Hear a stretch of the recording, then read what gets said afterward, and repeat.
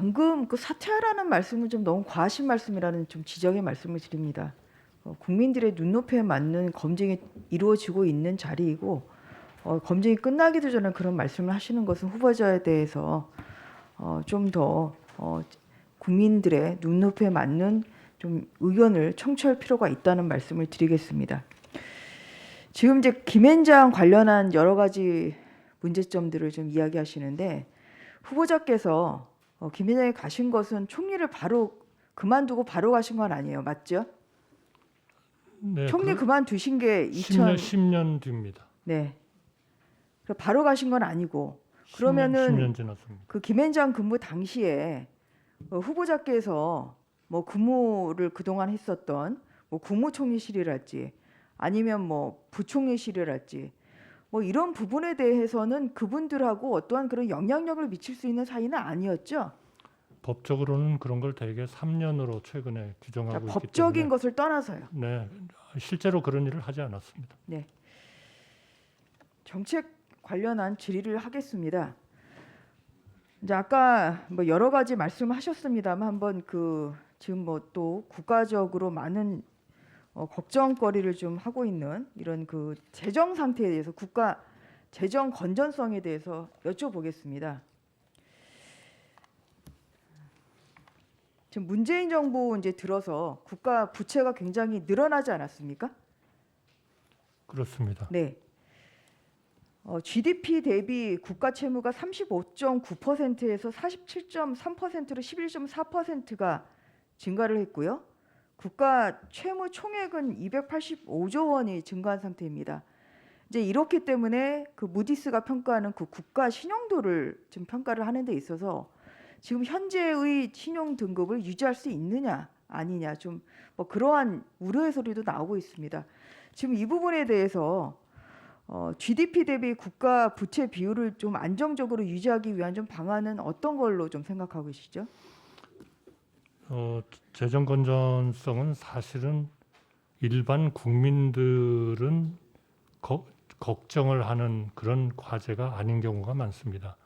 물론 주택이라든지 교육이라든지 일자리라든지 연금이라든지 이런 것들은 국민들의 행복하고 직결되기 때문에 국민들이 많은 관심을 가지고 있지만 재정 건전성이라든지 국제 수지 흑자라든지 이런 것들은 딱 피부에 와닿지가 않기 때문에 네. 그거야말로 정말 정부가 항상 건전하게 유지하도록 노력을 해야 되는 분야다. 우선 그런 말씀을 좀 드리고 싶고요.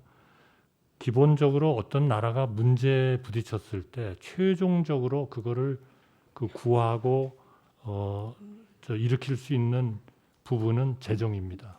근데 더군다나 우리는 지금 저출산에 이런 재정이 굉장히 압박을 받게 돼 있고 또 만약 통일이 된다면 엄청나게 많은 또 재정 수요가 필요할 거기 때문에 평소에 재정을 건전하게 가지는 것이 굉장히 중요하고 또 이런 무디스나 스탠드앤푸어스나 이런 데도 그 지금의 재정보다는 그 향후 재정의 건전성이 어떻게 되느냐를 굉장히 들여다보고 있습니다. 왜냐하면 재정이 있어야 금융위기가 나도 최종적으로 그거를 마지막 보루로서 네, 그래서 이제 수술할 수 있기 그것을 때문입니다. 그러면 좀 개선시키기 위한 방안은 어떤 그래서 것이? 이제 그거는 저는 세 가지로 돼야 된다고 봅니다. 첫째는 아까 말씀드린 생산성이나 이런 그 굉장히 생산성이 좋은 그런 나라를 만들어 가지고 경제가 크는 거.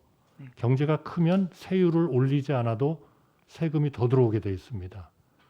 그러니까 기존 조세 부담률을 유지하면서도 우리가 세수를 더 얻을 수가 있기 때문에 경제를 제대로 키우는 이런 정책들, 최근에 저희가 생각하는 여러 정책들이죠. 혁신을 하고 민간 주도로 좀 하고 정부와 민간이 좀 역할을 제대로 분담하고 하는 게 중요하고요. 두 번째로는 역시 그 재정 지출, 현재 지출되고 있는 것들을 다시 봐가지고 네. 지출의 구조 조정을 해야 됩니다. 그런 것들이 이제 대개 지금 무엇을 손대란 얘기냐 이런 반대도 많지만 제대로 들여다보면 줄일 때가 분명히 있습니다. 그래서 그런 것들을 구조 조정을 낭비성, 소모성 이런 것들을 좀 줄이고 네. 좀 더 건전한 국가가 되도록 그걸 하는 것이 중요하고요. 세 번째로는 빚을 넣는 것은 그거는 대책이 아닌 것 같습니다. 그거보다는 오히려 이제 세수를 장기적으로 어떻게 할 거냐 하는 국민들의 좀 그 합의를 얻어가지고 우리가 세수를 조금 더 늘릴 수 있는 데는 이건 장기적인 얘기입니다. 늘릴 수 있는 부분을 해야 이 재정의 건전성이 다시 회복이 된다. 물론 최근에 네, 그 정도로 하고 다음 질문 하겠습니다. 우리 팬데믹 때문에 네. 재정이 단기적으로 조금 압박을 받는 거는 불가피합니다. 네, 그래서 이제 그 다음 질문으로 가서 이제 팬데믹 관련한 질문을 좀 할게요. 아까 이제 가장 뭐 당장 해야 될 그 3대 국정 과제로 이제 코로나 대응을 좀 네. 말씀하셨어요. 그럼 여기 이거와 이제 코로나 포스트 코로나 관련한 좀 정책이나 비전은 좀 어떤 걸 생각하시는지 말씀해 주십시오. 사실 지금까지 코로나 때문에 올해 9월까지 그동안에 수백조 은행에서 이렇게 대출을 했던 것들을 다 원리금 상환을 지금 동결하고 있는 상태지 않습니까? 그러니까 이거를 인플레이션도 일어나고 여러 가지가 일어나기 때문에 이거를 영원히 가져가지는 못합니다. 그러니까 어느 시점에서는 조금 그 금융 정책을 정상화하는 것이 필요하다 하는 거고요. 그다음에 코로나에 대한 대응은 우선 코로나에 대해서 대응하기 위한 우리의 뭐 의료 시설이라든지 수용 시설이라든지 의료진의 확충이라든지 이런 것들을 당연히 해야 되고요.